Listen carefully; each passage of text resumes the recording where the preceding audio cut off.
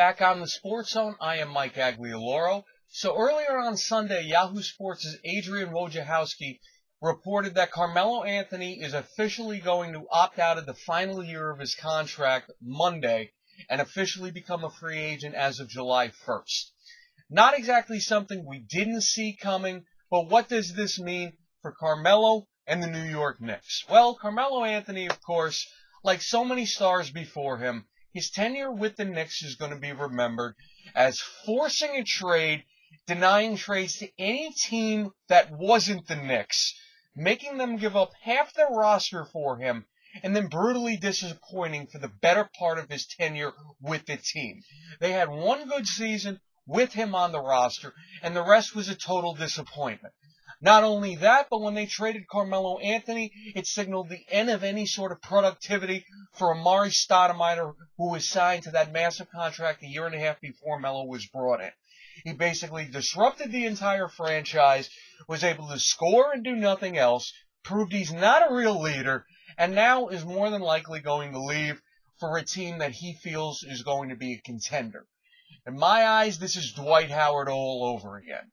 Dwight Howard, in his situation, rather than re-signing with the Lakers, he went to the Houston Rockets, and it was really only validated in people's eyes because the Lakers organization became a mess almost overnight. The Knicks have been a mess for decades, it seems. And right now there really is no end in sight, even with Phil Jackson on board, because you do still have Amari Stoudemire, Andre Bargnani, and Tyson Chandler's huge contracts on the books for one more season. For Melo, the teams you've heard him rumored be interested in are the Chicago Bulls and the Houston Rockets, who have already declined the option they had on Chandler Parsons and are going to let him become a restricted free agent this year in the hopes of freeing up the cap space to sign Melo to play next to James Harden and Dwight Howard. And as for the Chicago Bulls, you've heard the rumors that they've been trying to recruit him fairly steadily since the All-Star break.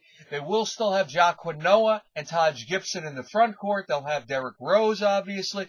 They're going to have to get rid of Carlos Boozer to get some cap space for Melo. We'll see whether or not they're able to do that one. The other teams that are going to be in the mix, you have to wonder if the Lakers are going to get involved here. And you do have to wonder if there's any reality to the Miami Heat myth.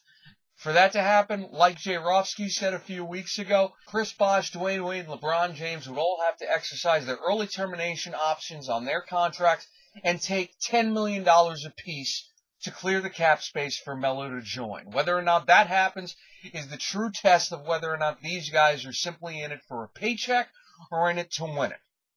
As far as Carmelo Anthony goes, I really think he looks terrible if he leaves the Knicks in the shape they are in, seeing as how he helped put them in that shape.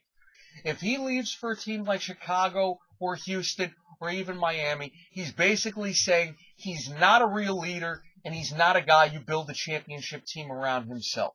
He's a guy who has to go to a team that has championship pieces where he could be the final scoring piece. Because that's all he is.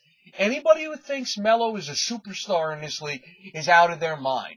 He is an outstanding scorer, and that is all he will ever be in my eyes. He's not a leader. If he wants to prove he's a leader, he will stay in New York and make it work with the Phil Jackson, Derek Fisher regime. We'll see if he has that intestinal fortitude, though.